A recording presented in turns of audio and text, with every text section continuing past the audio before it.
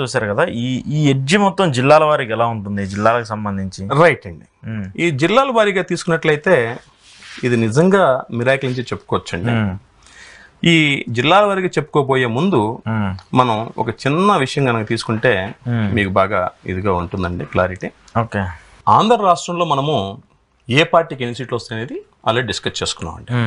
ఓవరాల్గా తీసుకున్నట్లయితే కూటమికి 124, అంటే టీడీపీకి వచ్చేసి ఇండివిజువల్గా 105, జనసేనకి 16, బీజేపీకి 3, అలాగే వెరసి వైఎస్ఆర్సీపీకి వచ్చేసి 50, ఇండియన్ నేషనల్ కాంగ్రెస్ పార్టీకి 1 అని చెప్పి మొత్తం మీద మనం చెప్పుకున్నామండి.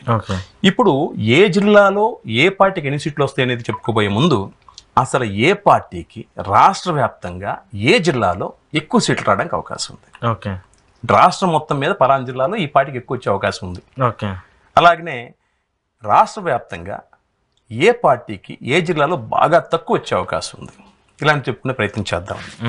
ఆ రకంగా తీసుకున్నట్లయితే ఇక్కడ టీడీపీ పార్టీ కనుక తీసుకున్నట్లయితే రాష్ట్ర వ్యాప్తంగా అత్యధికమైన సీట్లు గుంటూరులో రాబోతున్నాయండి. గుంటూరు జిల్లాలో? అవునండి. ఓకే. ఉమ్మడి గుంటూరు జిల్లాలో మొత్తం 17 కాన్స్టిట్యున్సీస్ ఉన్నాయండి. ఈ 17లో టీడీపీ పార్టీ, తెలుగుదేశం పార్టీ ఇండివిజువల్గా 14 సీట్లు కైవసం చేసుకుంటుందండి. ఓకే. అలాగనే జనసేన పార్టీ 1 అండి. అంటే వెరసి అవుట్ ఆఫ్ 17 కాన్స్టిట్యున్సీల్లో టీడీపీ మరియు కూటమి మొత్తం కలిపి 15 సీట్లు తెచ్చుకుంటుందండి. 17లో 15 సీట్లు వస్తాయి. 17లో 15 సీట్లు ఈ కూటమికి వచ్చేస్తున్నాయి. 14 వచ్చి టీడీపీకి, 1 జనసేన మొత్తం కలిపి 15. ఓకే. ఇక మిగిలిన 2 సీట్లు వైఎస్ఆర్సీపీకి రాబోతున్నాయండి. అలాగే రాష్ట్ర వ్యాప్తంగా టీడీపీకి ఏ కాన్స్టిట్యున్సీలో బాగా తక్కువగా సీట్లు వచ్చే అవకాశం ఉందనే అంశంగా తీసుకున్నట్లయితే కడప అండి. ఈ కడపలో అది గెస్ట్ చేస్తారు ఎవరైనా సరే. కడపలో మొత్తం ఉమ్మడి కడపలో 10 కాన్స్టిట్యున్సీస్ ఉన్నాయండి. ఈ 10 కాన్స్టిట్యున్సీల్లో టీడీపీ పార్టీకి కేవలం 3 కాన్స్టిట్యున్సీలను గెలవబోతున్నాయి. 3 గెలుస్తుంది కడపలో కూడా. అయితే అది కూడా లేదు. అదే. అవునండి. సో రాష్ట్ర వ్యాప్తంగా ఉన్నటువంటి 13 ఉమ్మడి జిల్లాల్లో గుంటూరు జిల్లాలో ఉన్నటువంటి 17 కాన్స్టిట్యున్సీల్లో కూటమి మొత్తం కనుక తీసుకున్నట్లయితే 15 కూటమి సంపాదిస్తుంది, గెలుస్తుంది. వైఎస్ఆర్సీపీకి 2 వస్తున్నాయి. రాష్ట్ర వ్యాప్తంగా ఏ జిల్లాలో కూటమికి తక్కువ సీట్లు వస్తున్నాయంటే అది కడప.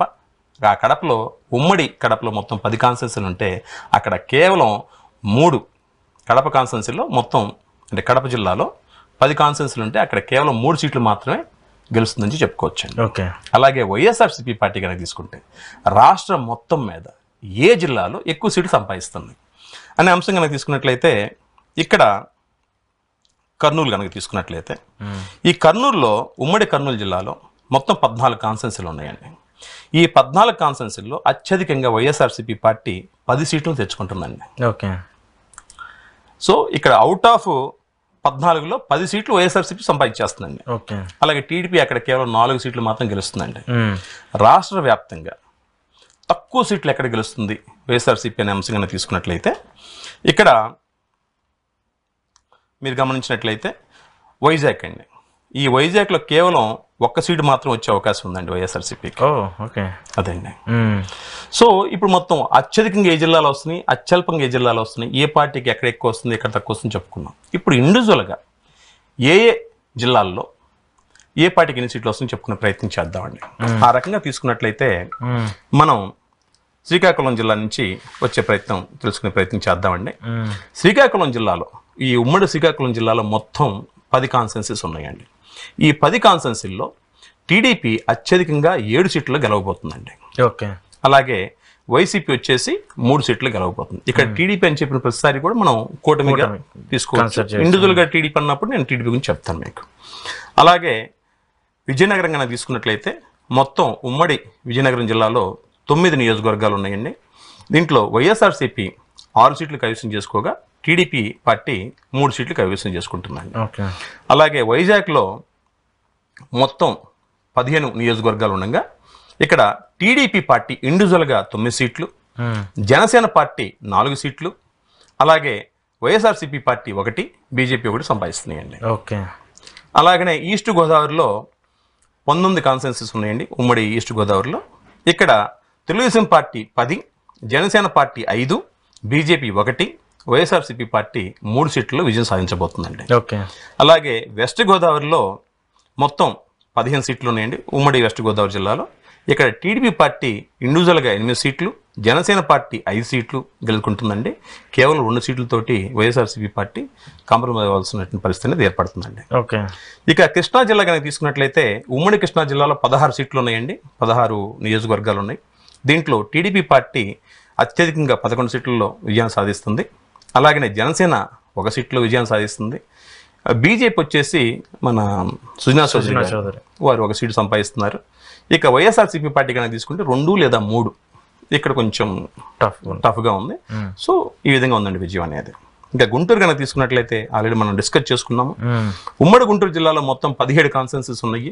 దీంట్లో అత్యధికంగా టీడీపీ పార్టీ 14 సీట్లలోను, జనసేన 1 సీటు, వేరసి మొత్తం కూటమి 15 సీట్లు విజయం సాధిస్తుంది. వైఎస్ఆర్సీపీ పార్టీ 2 సీట్లలో విజయాన్ని పొందుతుందండి. ఓకే. అలాగే ప్రకాశం జిల్లా కనుక తీసుకున్నట్లయితే ఉమ్మడి ప్రకాశం జిల్లాలో మొత్తం 12 నియోజకవర్గాలు ఉన్నాయి. ఇక్కడ 10 నియోజకవర్గాల్లో టీడీపీ గెలుస్తుంది. కేవలం 2 సీట్లలో వైఎస్ఆర్సీపీ పార్టీ గెలిచే అవకాశం ఉందండి. మనం ఎర్రగొండపాలెం, అది గిద్దలూరు, ఈ 2 కొంచెం కనపడుతున్నాయి అన్నమాట వైఎస్ఆర్సీపీ పార్టీకి. ఇక నెల్లూరు కనుక తీసుకున్నట్లయితే ఉమ్మడి నెల్లూరు జిల్లాలో 10 నియోజకవర్గాలు ఉన్నాయండి. ఇక్కడ టీడీపీ పార్టీ అత్యధికంగా 6 సీట్లు గెలుచుకునే అవకాశం ఉంది. వైఎస్ఆర్సీపీ పార్టీ 4 గెలిచే అవకాశం ఉంది. ఈ 4లో కూడా 2 బాగా టైట్గా ఉన్నాయండి. సో అవి కూడా మనం వైసీపీ అని అనుకున్నా కూడా అక్కడ మొత్తం 4 మాత్రం అక్కడ కనపడుతుంది. ఓకే. యాక్చువల్లీ అక్కడ 6 ఖచ్చితంగా గెలుస్తుంది టీడీపీ, 2 ఖచ్చితంగా వైసీపీ గెలుస్తుంది. ఈ 2 అనేది ఎవరి ఖాతాలో పడవచ్చు, బట్ ఎడ్జ్ అనేది మనం వైసీపీకే వేసాం అనమాట. ఓకే. ఈ విధంగా చెప్పుకోవచ్చు. ఇక కడప కనుక తీసుకున్నట్లయితే ఉమ్మడి కడప జిల్లాలో మొత్తం 10 నియోజకవర్గాలు ఉన్నాయండి. ఇందులో వైసీపీ 7 నియోజకవర్గాల్లో గెలుస్తుంది, టీడీపీ 3 నియోజకవర్గాలకి కాంప్రమైజ్ అవుతుందని చెప్పుకోవచ్చు. ఓకే. తర్వాత కర్నూలు జిల్లాలో 11 నియోజకవర్గాలు ఉన్నాయండి. అలాగా ఇక్కడ వైఎస్ఆర్సీపీ పార్టీ 10 నియోజకవర్గాలు విజయం సాధిస్తుంది, టీడీపీ పార్టీ 4 నియోజకవర్గాల్లో విజయం సాధిస్తుంది. అనంతపురం జిల్లాలో మొత్తం 14 నియోజకవర్గాలు ఉన్నాయండి. ఇక్కడ టీడీపీ పార్టీ 11 నియోజకవర్గాల్లోనూ, వైఎస్ఆర్సీపీ పార్టీ 2 నియోజకవర్గాల్లోనూ, ఇండియన్ నేషనల్ కాంగ్రెస్ పార్టీ 1 నియోజకవర్గంలో గెలుస్తుందని చెప్పుకోవచ్చు. ఓకే. ఇక చిత్తూరు కనుక తీసుకున్నట్లయితే ఈ ఉమ్మడి చిత్తూరు జిల్లాలో మొత్తం 14 నియోజకవర్గాలు ఉన్నాయి. ఇందులో టీడీపీ 9, వైఎస్ఆర్సీపీ పార్టీ 5 సీట్లలో విజయాన్ని పొందబోతుందని చెప్పుకోవచ్చు. ఓకే. సో వెరసి ఓవరాల్గా తీసుకున్నట్లయితే టీడీపీ మరియు కూటమి మొత్తం కలిపి 124కి తగ్గడం లేదు. మీరు చేసిన క్యాలిక్యులేషన్స్ ఇది as per my astrological calculation, నా ఒపీనియన్ అది. దీంతో కొంతమంది ఏకీభవించవచ్చు, కొంతమంది విభేదించవచ్చు, కొంతమంది రకరకాలుగా స్పందించవచ్చు. అది వారి వ్యక్తిగత అభిప్రాయం.